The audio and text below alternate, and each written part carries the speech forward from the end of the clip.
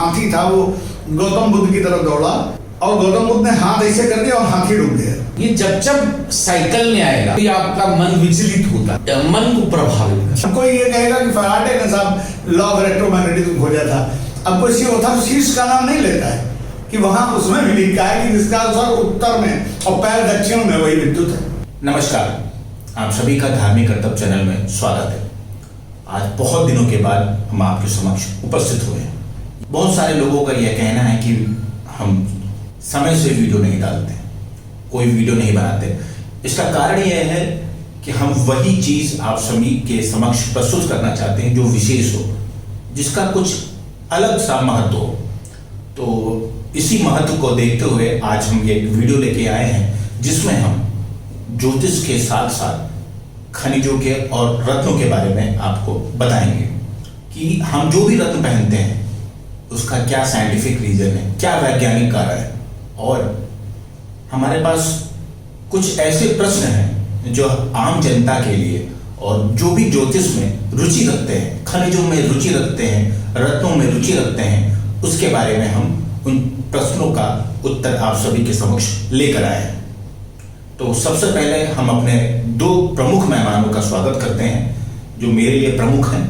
क्योंकि वह विशेष तौर पर विशेष ज्ञान रखते हैं अपने क्षेत्र का और उन क्षेत्रों से मेरा जुड़ाव गहरा है।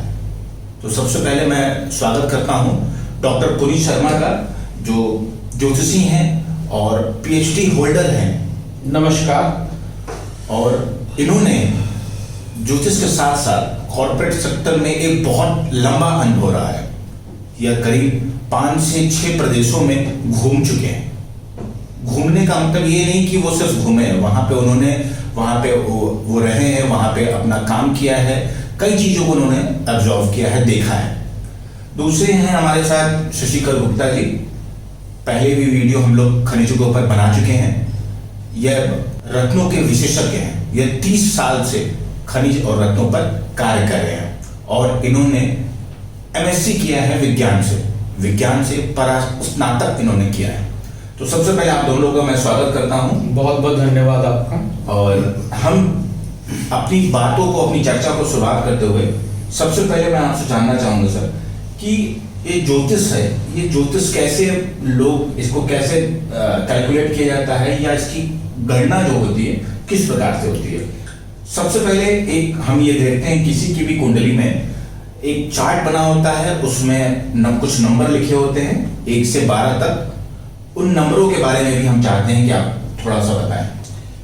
अश्विन जी, लगन जो हमारा लगन चार्ट है, जब हमारा जन्म होता है या किसी भी जातक का जन्म होता है तो उस समय में जो भी लगन है, लगन चाहे वो मेष लगन हो, वृषभ हो, मिथुन हो, कर्क हो, सिंह हो, कन्या हो, उस समय के आधार पे यह बदलता रहता है। 1 घंटे 55 मिनट से लेके 2 घंटे का टोटल समय रहता है जिसमें लगन चेंज होता है। तो जो प्रारंभ के 5 डिग्री हैं और जो अंतिम 5 डिग्री हैं, इसमें लगन वीक या मजबूत होता है। यदि 5 डिग्री से ऊपर ग्रह की शक्ति है और उसमें विशेष तौर से बैठा हुआ लगन में जो नक्षत्र है वो कौन है साहब, वो आपके चरित्र को, आपके कार्य करने की विधि को, आपके विचार को, आपकी पर्सनैलिटी को, उसको दर्शाता है। उसके बाद आता है फिर जो मुख्य दूसरा है वो चंद्र नक्षत्र है, जो आपके जन्म के समय महादशा प्रारंभ होती है। वह चंद्र नक्षत्र की विष्टोत्तरी महादशा के अंतर्गत ये 120 साल का साइकिल है टोटल इसमें जो दिया गया। तो यदि आपका चंद्र के नक्षत्र में है, आपका सूर्य के नक्षत्र में है, आपका मंगल के नक्षत्र में है, आपका बुध के, तो यह निश्चित करता है कि आपकी कार्य करने की का जो स्टाइल होगा, तरीका होगा, वो किस प्रकार चलेगा, आपकी जीवन की जो रेखा है किस दिशा की ओर बढ़ेगी। जैसा बताया गया कि नक्षत्रों के बारे में, कि आप सभी को बता दूं कि हमारे शास्त्रों में ये बताया गया कि 27 नक्षत्र होते हैं और हर एक नक्षत्र की विशेषता होती है। जो भी हम काम करते हैं, जैसा इन्होंने बताया कि आप जो भी कार्य करने का तरीका है वो अधिकांशतः नक्षत्रों के हिसाब से ही डिसाइड होता है कि आप किस क्षेत्र में जाएंगे या आप क्या काम करेंगे। वो नक्षत्र, उसके बाद फिर कुंडली में अलग अलग चीजें होती हैं। जैसा बताएं कि जब भी आप कोई चार्ट देखते हैं, एक कुंडली जब आपकी होती है तो कुंडली में जो पहला घर होता है, जो पहला खाना होता है जिसमें कोई नंबर लिखा होता है, वो पहला घर मतलब अगर उसमें 1 नंबर लिखा है तो आपका मेष लग्न हुआ, 2 नंबर हुआ तो आपका वृषभ लग्न हुआ। कहने का तात्पर्य यह है कि पहले घर में जो भी नंबर लिखा होगा वही राशि का लग्न माना जाता है। मतलब अगर 2 नंबर लिखा है तो वृषभ लग्न हुआ, अगर उसमें 7 हुआ तो तुला लग्न हुआ। तो इस तरह ये काउंट होता है। और सबसे पहले मैं ये जानना चाहूंगा कि जैसे ये 1 से 12 तक इनको घर कहा जाता है या भाव कहा जाता है, तो इसको कैसे मतलब पहले घर को लग्न कहा गया, चौथे भाव को या चौथे घर को माता का कहा जाता है। तो ये इसको थोड़ा सा हम जानना चाहते हैं कि कैसे ये चीजें काउंट की गई। देखिए, काल पुरुष के हिसाब से, काल पुरुष की जो गणना है उसके हिसाब से हर एक घर, उसमें नंबर कोई भी हो लगन में, चाहे वो 2 नंबर हो, 4 नंबर हो, 5 हो, 6 हो, 7 हो, 8 हो इत्यादि, काल पुरुष के हिसाब से हर घर पहला घर है। उसके बाद अगर दूसरा घर आपका कुटुंब, आपकी द्वारा अर्जित किया हुआ धन, आपके वाणी, ये दूसरे घर से देखा जाता है। तीसरा घर है, in English I can say this the gateway of your birth. वैसे वो शॉर्ट ट्रैवल, तीसरा घर शॉर्ट ट्रैवल, आपके कर्म, आपकी एक्टिविटी और आपके brothers siblings belongs to third house. Fourth house belongs to आपकी मदर को बिलोंग करता है फोर्थ हाउस। फोर्थ हाउस का मतलब है कि आपके वाहन, आपका जहां पे where you feel most comfortable, that is called fourth house, जो माता का माना जाता है। 5वां घर शिक्षा का है, आपके पूर्व पुण्य का है। एवं एक प्रकार से देखा जाए, जैसे 9वां घर पिता का माना गया है, 5वां घर आपके दादाजी का है। 5वां घर आपके रोमांस का भी है, आपके जो एक प्रकार से एक शब्द को, जैसे गैम्बलिंग है, शेयर मार्केट है, that also belongs to 5th house. 6th house is a house of your रोग, ऋण, शत्रु, प्लस आपके सर्वेंट, प्लस आप जहां आप कार्य करते, ये डिपेंड करता है कि आप कितने सफल होंगे वहां पे, ये भी 6th हाउस निर्णय करता है। 7th house is a house of others. 7वां घर जो है, 7वां घर है आपकी पत्नी का, समाज के जो दूसरे वर्ग हैं, दूसरे जितने भी वर्ग हैं, आपकी पार्टनरशिप हो गई, आपके मित्र हो गए, आपके जो अदर्स हैं, वो 7th हाउस से माने जाते हैं। 8th house, 8th house is A gateway, exit of your life. 8th house is a house what you hide from the others. Similarly, 12th house is a house of what universe hide from you. तो 8th house हो गया। 9th house और occult science जितनी भी है, जितनी भी छुपी हुई विद्या है, वो 8th house है। 9th house is a house of father। जितने भी आप तीर्थ करते हैं, जितने भी दूरस्थ स्थानों की यात्रा करते हैं, लॉन्ग डिस्टेंस यात्रा एवं पिता, ये 9th हाउस से देखे जाते हैं। 9th हाउस को भी शायद भाग्य भाव भी कहते हैं। ऐसे 10 भाग्य भाव से 10वां घर, there is a relation between 3 houses, 9, 10th 11th। 9th से भाग्य भाव, 10th से कर्म भाव, कर्म का घर है वो आपके, और उस कर्म से मिलने वाले प्रतिफल का 11वां घर है। आय भाव कहते हैं उसे आय भाव कहते हैं। आय भाव भी है, मासिस का भी है। जो बड़े लीडर्स होते हैं उनके 11वां घर बहुत सक्षम होता है, सशक्त होता है। प्लस आपके elder siblings also belongs to 11th house. Your closest friend belongs to 11th house. अब आता है 12वां भाव। 12वां भाव जो है अश्विन जी, ये घर है स्वास्थ्य का, हेल्थ का। ये घर है आपका अस्पताल का, खर्चे का, व्यय का, मतलब व्यय का, खर्चे का, और आपके आइसोलेशन का, आपकी विदेश यात्रा का, आपके विदेश सेटलमेंट का। 12वां घर जो है, आपने 8th हाउस में क्या है कि आप क्या लोगों से छुपा रहे हैं, वो 8th हाउस पे आएगा। और ब्रह्मांड ने, यूनिवर्स ने आपसे क्या छुपा के रखा है आपके लिए। और 12वां घर मोक्ष का लिखा है। तो काल पुरुष के हिसाब से हमेशा जो गणना है वो 1 से 12 ही मानी जाती है, चाहे नंबर कोई भी कहीं भी। इससे नंबर का कोई लेन देन नहीं है। आपका लगन में भी number 1, number 2, number 3, number 5, number 10, 11, 12 whatever, पर स्थिर लगन है, चर लगन है, जल का जलीय राशि है आपकी, या वायु तत्व की राशि है, ये डिपेंड करता है। हाँ, मतलब आप देखिए कुंडली का मतलब हमारा समझाने का जो मतलब है कि जैसे पहला घर हुआ स्वयं, फिर आप पहले घर से एकदम जो सीधा घर आता है 7वां घर, वह आपकी पत्नी का और आपके पार्टनर का भी माना जाता है, रिलेशनशिप विद अदर्स। और आप छठा घर देखिए तो छठा घर माना जाता है रोग दोष शत्रु का। आप समझ लीजिए कि अगर आपको कोई रोग हुआ तो क्या होगा, खर्चा होगा। तो छठा घर से डायरेक्ट संबंध होता है 12वें घर का, कि अगर आपको रोग है और आपके शत्रु हैं तो आपका खर्चा वो कराएंगे ही कराएंगे। तो इस तरह से ज्योतिषी गणना हमारे यहाँ रखी गई है कि आप सोचिए, पहला घर हम हैं, दूसरा घर हमारा धन कुटुंब का है, तीसरा घर भाई बहन का है, चौथा हमारी माता का होता है, 5वां घर हमारे संतान का होता है, हमारे दादाजी का होता है। उसी तरह 9वां घर जो होता है वो पिता का माना जाता है।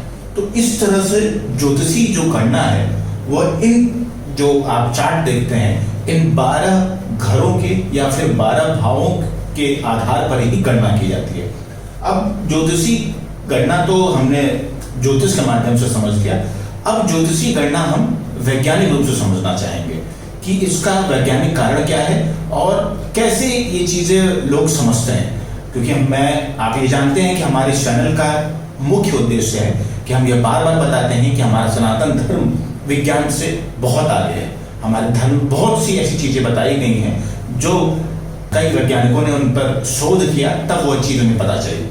तो अब हम माननीय शशिकांत गुप्ता जी से जानना चाहेंगे कि ज्योतिषी गणनाओं का विज्ञान से क्या संबंध है।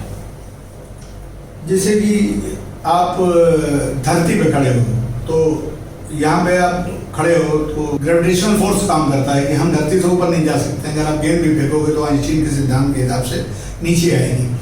तो धरती की गुरुत्वाकर्षण शक्ति से हम बने हैं, लेकिन जो जिस मतलब प्लेनेट पे हम हैं तो उसके अगल बगल के जितने भी ग्रह हैं, ये उसमें जो हमारे ऋषि मुनियों ने ये पता लगाया कि जो अगल बगल के 9 ग्रह, कुछ नक्षत्र, क्योंकि मैं ज्योतिष नहीं जानता हूँ, लेकिन हमने इसका जब अध्ययन किया तो मुझे लगा कि मतलब उन लोगों ने उस समय में गणना की थी कि कितने नक्षत्र होते हैं। और मुझे तो नहीं पता कि शर्मा जी बताएंगे 27 नक्षत्र होते हैं, कुछ तारे होते हैं, जो भी गणना होती है। तो इन सबका कुछ ना कुछ प्रभाव धरती पर रहता है। तो इसको एक उदाहरण मात्र से मैं समझाता हूँ कि समुद्र में जब ज्वार भाटा आता है, तो ज्वार भाटा को अगर साइंटिफिकली डिफाइन करो तो ये है कि चंद्रमा और सूर्य की संयुक्त गुरुत्वाकर्षण शक्ति के कारण ज्वार भाटा आता है समुद्र में। तो उसमें क्या होता है कि करोड़ों गैलन पानी समुद्र का बहुत ऊंची लहरों में तब्दील हो जाता है, मतलब वो चंद्रमा की तरफ खींच जाता है। तो अब हमारी जो बॉडी है 75% पानी है उसमें। तो जब चंद्रमा ऐसा कूल ग्रह जो है वो अपनी गुरुत्वाकर्षण शक्ति से करोड़ों गैलन पानी खींच लेता है, तो हमारी बॉडी में तो 75% पानी हो, 80 किलो के हैं केवल, 90 किलो के, 60 किलो के, 100 किलो के, तो निश्चित तौर पर ग्रहों का प्रभाव हमारी बॉडी पर भी पड़ेगा। लेकिन वो चूंकि इंटरनल प्रभाव होता है तो हम अपनी लाइफ को समझ नहीं पाते कि जैसे कई बार आदमी जब बहुत ही ज्यादा एज में पहुंच जाता है तो उसको ये लगता है कि आपने अंतिम समय में कि यार मैंने ये गलती ना की होती, ये गलती ना की होती, ये हमको ऑप्शन मिला था, ये हमने ना छोड़ा होता, ये ऑप्शन मिला था ना छोड़ा होता तो मैं बड़ा राइस करता।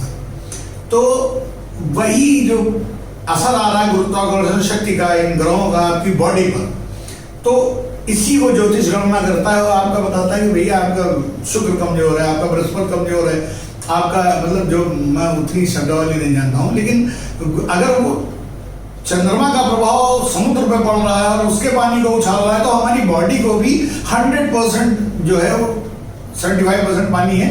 तो एक कॉमन सेंस की भी बात लगाएं तो आप ये आपको एहसास हो जाएगा कि ग्रहों का जो है वो आपकी बॉडी पे असर है। तो उसी को ज्योतिषी गणना के आधार पर बताया जाता है कि जैसे सारे ग्रह रिवॉल्व करते हैं, घूमते हैं, कोई किसी के अगल बगल घूमता है, कोई किसी के अगल बगल घूमता है, तो वही दशा आती है कि अभी शुक्र हो सकता है नजदीक होता हो तो लोग कहते हैं कि इस वक्त आपकी शुक्र की महादशा चल रही है, अंतर्दशा चल रही है, या शुक्र कहीं बैक में आता होगा या कहीं ज्यादा आपकी मतलब धरती के नजदीक आता होगा, तो वो बताते होंगे आपकी शुक्र की महादशा चल रही है, आपकी बुध की महादशा चल रही है। यानी कि बुध आपकी कोई महादशा होती होगी तो शायद मेरे ख्याल से वो बगल में आता होगा आपके मतलब पृथ्वी के, तो ग्रेविटेशनल फोर्स बदला करते हैं अलग अलग ग्रहों के, जितनी दूरी पे होगा उतना कम पड़ेगा, जितना पास में होगा उतना ज्यादा पड़ेगा। तो मेरे ख्याल से वही दशा और वही महादशा कहलाती होंगी।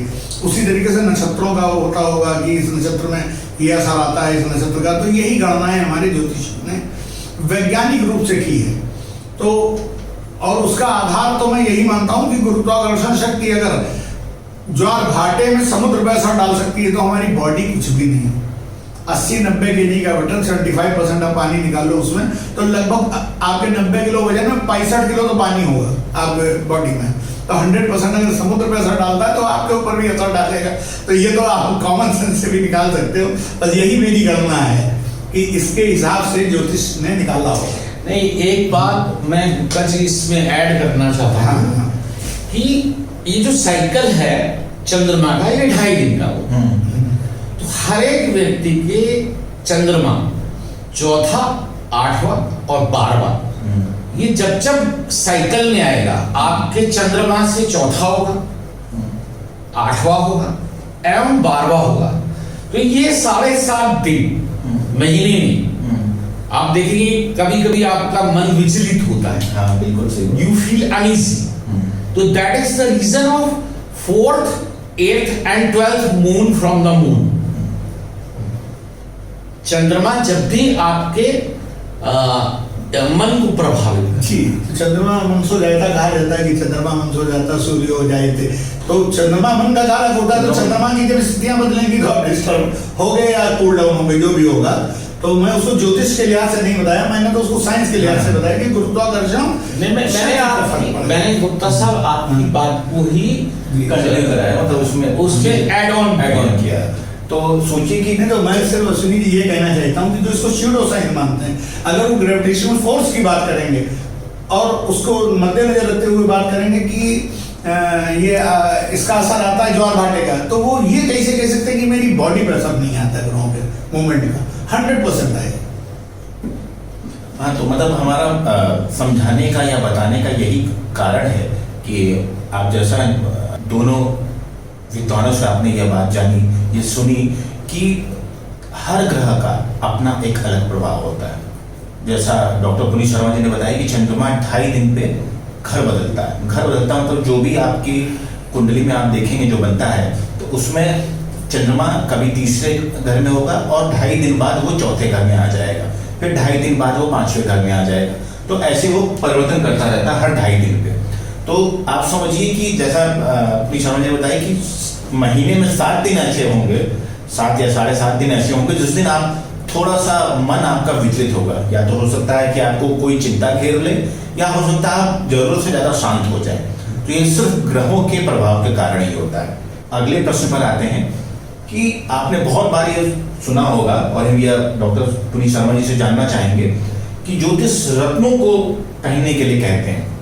तो जब ये रत्नों को पहनने के लिए कहा जाता है तो ऐसा क्यों कहा जाता है? और हर एक व्यक्ति को, कभी किसी को कहा जाता है कि पुखराज पहन लो, कभी किसी को कहा जाता है माणिक पहन लो, किसी को कहा जाता है पन्ना पहन लो, तो ऐसा क्यों कहा जाता है और इसका क्या कारण होता है?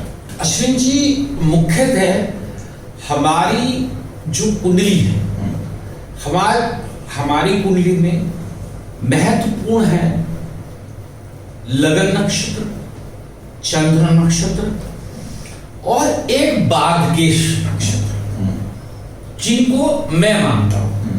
पर आज की डेट में इतना ज्यादा प्रचार प्रसार हो रहा है, ज्योतिष के ऊपर चर्चा हो रहा है और हर समय कोई ना कोई व्यक्ति कुछ ना कुछ बात कर रहा है जो समझ से परे है। मुख्य लगन नक्षत्र, चंद्र नक्षत्र और बाधकेश ग्रह। आपका बाधक ग्रह कौन सा है, उस ग्रह का नक्षत्र कौन सा है, उसके हिसाब से जो बाधक ग्रह का नक्षत्र है उसका स्टोन, और जो आपके लगन यदि वीक है, जो आपको रिजल्ट नहीं दे रहा है, उसका स्टोन पहना के, जो सोलर सिस्टम से सूर्य की रेजेस आती हैं आपकी बॉडी के अंदर, जैसे पन्ना चाहिए किसी को तो आपकी बॉडी में ग्रीन रेजेस की कलर की कमी रहेगा, उसके अकॉर्डिंग स्टोन आपको बताए जाते हैं। या कोई ग्रह की स्थिति अत्यधिक खराब है या किसी ग्रह से बड़े रिजल्ट ले रहे हैं तो स्टोन पहनाए जाते हैं। मुख्य विषय यह है कि आज की डेट में यह भी एक बहुत कठिन कार्य है ये समझा पाना और समझना भी लोगों के लिए कि आवश्यकता क्यों है स्टोन्स की। और स्टोन जो है that can change a lot. आपके माने जैसे बहुत लोगों को देखा है शुक्र बाधकेश है, तो एक व्यक्ति को उपाय के तौर पे उन्हें डायमंड या जर्कन मैंने बताया था, तो आई फाउंड इट कि he got a very good speed out of it. तो इसका प्रभाव जीवन पे बहुत अत्यधिक पड़ता है। जो मुख्य हमारे 7 ग्रह उनका निश्चित रूप से प्रभाव हमारे जीवन में पड़ता है। ऐसा पाराशर ऋषि ने 10,000 वर्ष पूर्व पाराशर शास्त्र में पूरा लिखा गया है। रत्नों के साथ साथ बहुत सारे ज्योतिषी कहते हैं कि किसी को कहते हैं जैसे शनि कमजोर होता है या शनि को मजबूत करना होता है तो कहा जाता है कुछ गरीबों की सेवा करना या फिर काली उड़द दान देना या काला तिल दान देना। तो इस दान का भी कैसे संबंध होता है? देखिए, इसका हमारे जीवन में दान तो हजारों वर्ष की जो हमारी संस्कृति है उसमें दान का बहुत महत्व रहा है। जैसे पहले पुराने आज से 25-30 साल पहले, 40 साल पहले तक आपने देखा होगा लोगों के घर पे कुछ मांगने आते थे, कोई संगीत बजाते थे, वायलिन बजाते थे या कुछ सारंगी बजाते थे। मेरे बचपन में भी इस प्रकार की घटना मुझे याद है। माँ कहती थी हमारी कि भाई थोड़ा इसको आटा दे दे या कुछ अनाज दे दे। आज के समय में इस तरह की जो परंपराएं हैं, क्योंकि अब घर जो हैं वो न्यूक्लियर फैमिलीज हो गए हैं, पेरेंट्स के साथ लोग रहते नहीं हैं, या परिवार है तो पति पत्नी और एक बच्चा है, न्यूक्लियर फैमिली है। तो इस तरह के जो विचार और व्यवहार था वो आज से 30-35 साल पहले लगभग ना के बराबर है। केतु इस जितने भी 27 नक्षत्र हैं हमारे उसमें प्रथम स्थान अश्विनी नक्षत्र को दिया गया है। मुख्यतः अगर केतु की महत्ता नहीं होती तो प्रथम जो हमारे जीवन को मोक्ष दिलाता है हमें इस भवसागर से पार उतारने का काम करता है, ईश्वर से जोड़ने का कार्य करता है, हमारे धर्म को में हमें जोड़ने का कार्य करता है, वह केतु है। उसके बाद आ जाता है बृहस्पति गुरु। मैं इसमें जो आपने कहा था कोई कमजोर ग्रह है, कोई स्ट्रॉन्ग ग्रह है, किसी के लिए काले तिल दे दीजिए, ये दे दीजिए। मुख्य बात क्या है कि दान तो किसी भी प्रकार का आप कर सकते हैं, और मैं कहता हूं हर व्यक्ति से ये कहना चाहता हूं, ऐसा नहीं है कि करोड़पति लोग ही दान कर सकते हैं। आप अपनी आय का, यदि आप 100 रुपए कमाते हैं तो कुछ लोग बड़ा भी करते होंगे, मुझे ज्ञात नहीं है, लेकिन मैं मिनिमम ये कहता हूं कि आप उसमें से 1 रुपया निकाल के उसको ईश्वर के निमित्त दान करते हैं, तो आपकी जो आय के स्रोत हैं वो हमेशा बैलेंस्ड रहेंगे, आपको कभी भी बहुत ज्यादा अप एंड डाउन फील नहीं करेंगे। बहुत ही सिंपल सी चीज है ये दान। जैसे आपने कहा उड़द की दाल का दान, अब ये डिपेंड करता है, मेरा स्वयं का ये मानना है, जो मैंने पढ़ा है, जो शास्त्रागत मैं बताना चाहता हूं। खराब शनि अथवा कमजोर शनि आदमी से मेहनत ज्यादा कराता, अच्छा ग्रह वही फल थोड़ा कम समय में दे देगा। जैसे एक व्यक्ति का कार्य 1 बार 2 बार जाने में होता है, किसी का 10 बार जाने में होता है। तो यदि आप बात करें अगर हमारे देश के प्रधानमंत्री जी की बात करें, तो हमारे जो प्रधानमंत्री हैं, इन्होंने जो पूर्व में मेहनत करी शनि की 7.5, तो शनि ने उन्हें फलित किया और शनि ने ही उन्हें प्रधानमंत्री बनाया, क्योंकि शनि कर्म का देवता है। आप जितना कर्म करेंगे उसका फल अवश्य मिलेगा, कम ज्यादा ये आपके कर्म पे है। पूजा करना भी एक कर्म है। यदि आप किसी देवता की, देव की पूजा करते हैं, दैट इज ऑल्सो एक कर्म। हमारा प्रारब्ध जो है हमें उन्हीं लोगों से जोड़ता है जिनका रिश्ता हमारा पूर्व जन्म में रहा है। हमारे संबंध भी, हमारे मित्र भी वही बनते हैं हम जिस आत्मा को अपने पास्ट लाइफ में जानते हैं। हमारे 2 ही कारण हैं इस जीवन में, या तो हम किसी का ऋण चुकाने आए हैं या हम ऋण लेने आए हैं, और ईश्वर हमें बार-बार इस पृथ्वी पे मोक्ष प्राप्ति के लिए भेजता है। आज के युग में सबसे बड़ी वेस्ट की प्रॉब्लम क्या है? हमारे से ज्यादा समृद्धशाली देश है अमेरिका, यूरोप में ना जाने कितने देश हैं जहां पे हमारे से कम हमारे देश की एवरेज आय से 15 गुनी 20 गुनी उनकी एवरेज इनकम है, फिर भी वो लोग व्यवस्थित नहीं है, क्योंकि west is ruled by Rahu. अच्छा, राहु से ही पूरा पश्चिम देश जो है वो राहु से ही चल रहा है। अब हम शशिधर गुप्ता जी से जानना चाहेंगे कि रत्न ये जो भी है, ये रत्नों का आप मतलब विज्ञान के हिसाब से कैसे आप इसको देखते हैं? इन रत्नों को जो ज्योतिषी कहते हैं कि ये रत्न पहनना चाहिए, आपको माली पहनना चाहिए, नीलम पहनना चाहिए, तो इसका वैज्ञानिक कारण क्या हो सकता है? एक्चुअल में अभी इंडिया में तो इस पर कभी कोई रिसर्च नहीं हुई, तो जो मैंने अपने ज्ञान से जितना मैंने पढ़ा है, तो उसमें कुछ बातों को जैसे मैं जब पढ़ता हूँ तो मैं मानता हूँ कि जो पहले हमारे ऋषि मुनि हुआ करते थे, इनका राज दरबार में भी सम्मान होता था। जब ये जाते थे तो राजा खड़ा होकर इनको बैठा देता था, पहले उनको स्थान देता था, तो और बाद को स्थान वो खुद ग्रहण करता था। तो इसका सीधा तात्पर्य यह है कि वो उस राज्य के लिए कुछ बहुत एसेंशियल काम करते थे, क्योंकि बुक्स भी वही लिखा करते थे और बुक्स का अध्ययन भी वही करते थे। तो इसका मतलब है कि दे आर साइंटिस्ट, क्योंकि वो बुक्स जो लिख रहे हैं तो उसको राजाओं को भी पढ़ाया जाता था कि बुक्स पढ़ लीजिए, जो वो चाहे नीति शास्त्र हो, चाहे अथर्ववेद हो या यजुर्वेद हो या कुछ भी हो, पढ़ाया जाता था राजाओं को। इसका मतलब उसमें साइंस थी। तो उसी नजरिए से मैंने पढ़ा। तो अब लाजमी है कि कोई हमारे बुजुर्ग थे, वो कोई बात लिख गए हैं, जैसे हमारे पिताजी बोले कि भैया इसको छूना नहीं, आग हाथ जल जाएगा, हम नहीं मानेंगे, आग छूते हैं तो जलेंगे जरूर हम। तो लोग कहते हैं भैया पिताजी की बात मान लेना, आग मत छूना, जल जाओगे।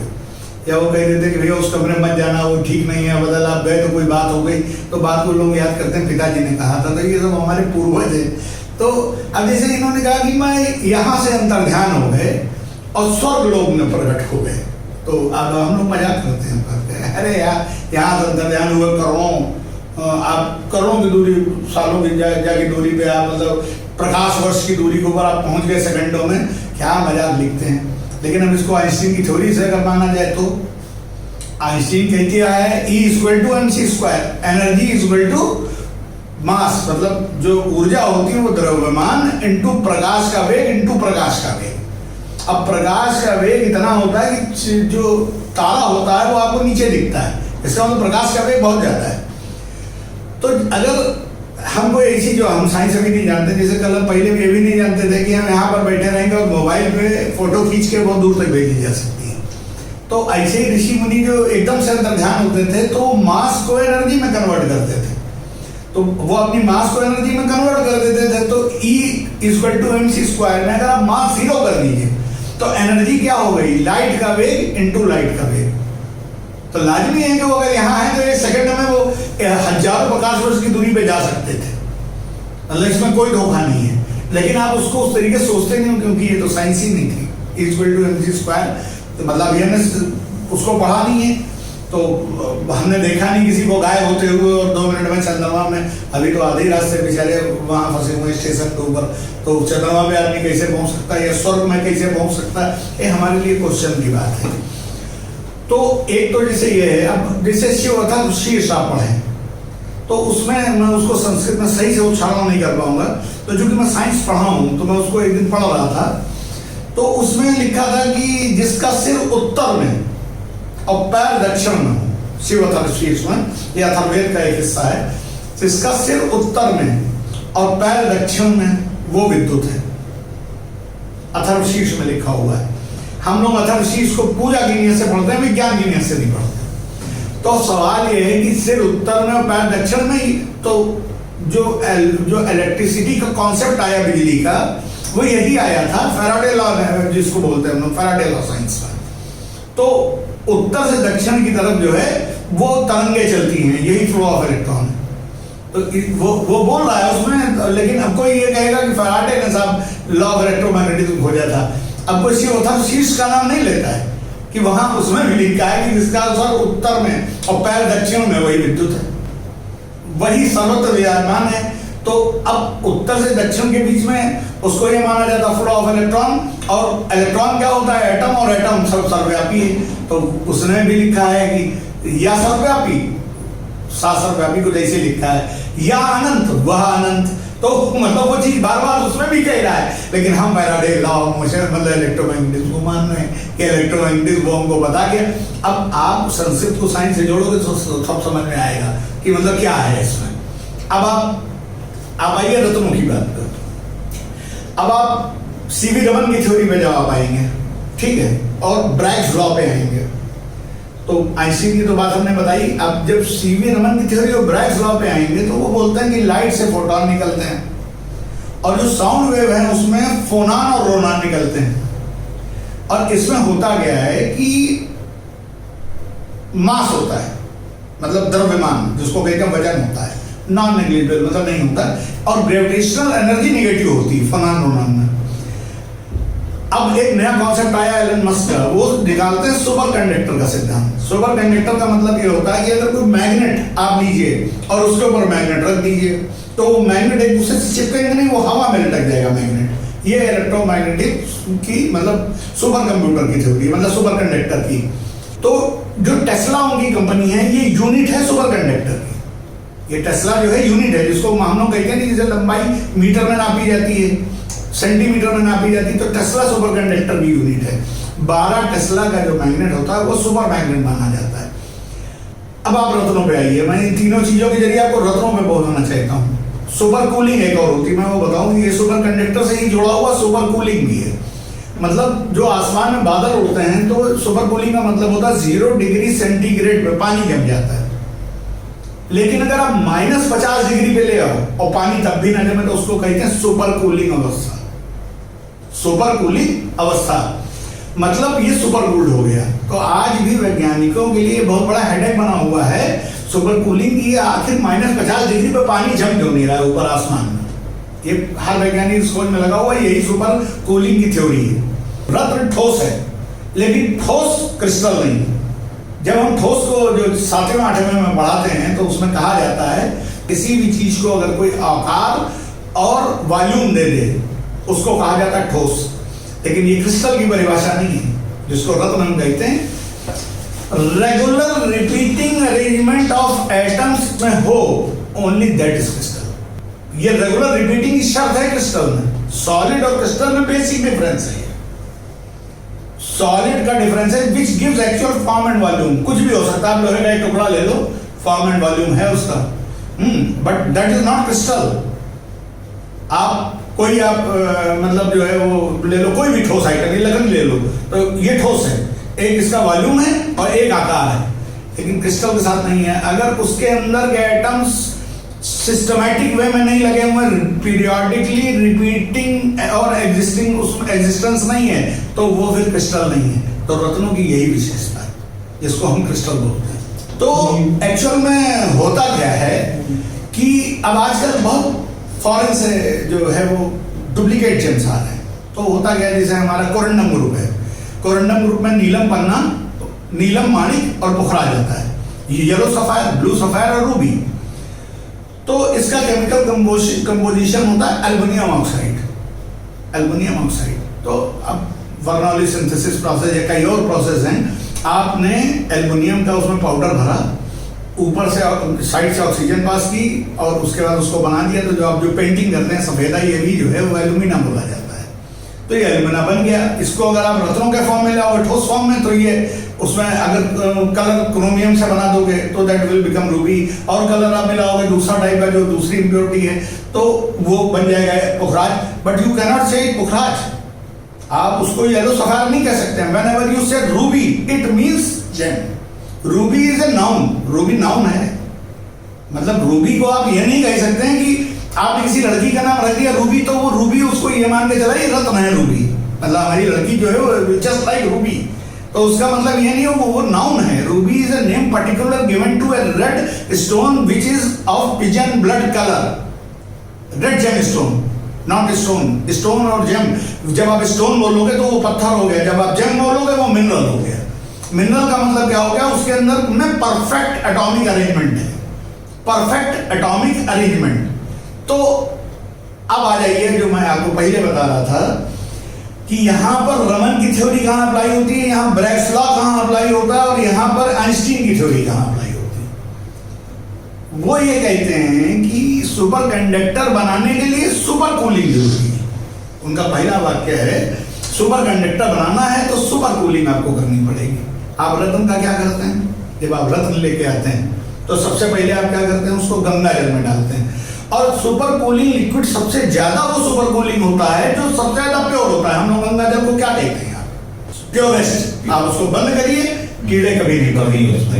तो ये एलन मस्क भी कहते हैं कि सुपर कूलिंग प्योरेस्ट लिक्विड में होता है, और हमारे रत्न किस में डाला जाता है, गंगा जल में। तो सुपर कूलिंग का सिद्धांत लागू हो गया इसमें। अब सेकंड नंबर पे आइए, रमन का सिद्धांत क्या है सुपर कंडक्टर का। जब हम बोलते हैं तो जैसे हमने कहा कि लाइट से फोटॉन निकलते हैं, जब हम बोलते हैं तो फोनान और रोनान निकलते हैं। इनमें क्या मैंने आपको बताया, मास तो होता है लेकिन नेगेटिव ग्रेविटेशनल एनर्जी होती है। तो जैसे हम मंत्रों का कहीं भी उच्चारण बार बार करें तो हम ये कहते हैं कि एनर्जी प्रोड्यूस होती है वहां पर। तो वो एक जगह पे, ये कहा गया है मंत्र को आप जब पाठ करिए तो एक जगह पे बैठिए, उस जगह पर रेगुलर करिए और मिनिमम 108 बार करिए। अगर आप 108 का जब डबल करना है तो 216 कर दीजिए, उसका ट्रिपल करना है तो 108 into 3 कर दीजिए। और ये कहा गया कि जितनी बार आप माला का जाप करेंगे उतनी ही ज्यादा आपको असर होगा। तो जब आप मंदिर के सामने पूजा करते हैं बैठ के, तो सामने मूर्ति रखें, तो इसका मतलब आपके और मूर्ति के बीच में एक दीवार, ठीक है। अब साउंड वेव वहां नहीं जा रही। आइंस्टीन क्या कहता है, energy can be converted into solid and solid can be converted into energy, यही तो कहता है। अब आप क्या कर रहे हो भाई, आप कह रहे हो फोनान और रोनान में नॉन नेग्लिजिबल मास है, यानी मास है, तो आप जब रेगुलर बोल रहे हो तो that mass starts to condense. और जब एक लिमिटेड मतलब जैसे 4 लाख 5 लाख जाप हो गए, तो जब आप वहां पर रेगुलर जाप कर रहे हो तो वहां पर एक दीवार सी अदृश्य दीवार खड़ी हो जाती है एनर्जी की। इसीलिए आपने देखा होगा कि जो अभी कुछ ही सालों पहले जैसे भी केदारनाथ में हुआ कि पता चला पत्थर आकर रुक गया, तो ऐसे आपने ये भी सुना होगा कि एक हाथी था, वो गौतम बुद्ध की तरफ दौड़ा और गौतम बुद्ध ने हाथ ऐसे कर दिया और हाथी डूब गया। दैट वाज एनर्जी, मतलब उनके हाथ और हाथी के बीच में वो जो उन्होंने एनर्जी अपने अंदर स्टोर कर रखी थी, उसको जरा से पुश की जरूरत थी, उन्होंने पुश किया, हाथी वही रुक गया, क्योंकि इतना तपोबल उन्होंने इकट्ठा, यही तपोबल होता है जो मंत्रों का। तो जब यही मंत्र रत्न में टकराते हैं, तो मैंने आपसे क्या कहा, सिस्टमैटिक एटॉमिक अरेंजमेंट, जब टकराते हैं तो रत्न आप उंगली में पहनते हैं, इसमें क्या होता है, धनात्मक गुरुत्वाकर्षण ऊर्जा। उसके बाद जो रत्न में क्या होती है, ऋणात्मक गुरुत्वाकर्षण ऊर्जा।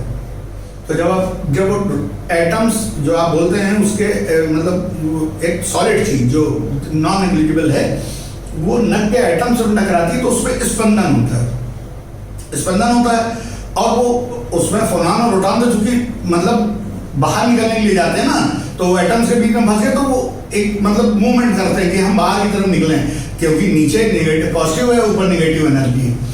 तो अब जब एटम कंपन करते हैं तो लाजमी है जब कोई चीज कंपन करेगी तो उसके बीच में एटॉमिक बॉन्ड कमजोर हो जाए। ठीक, ये रमन और एफटीआई की थ्योरी है, आप अगर सीवी रमन में पढ़ेंगे तो यही सुपर कंडक्टर की थ्योरी है।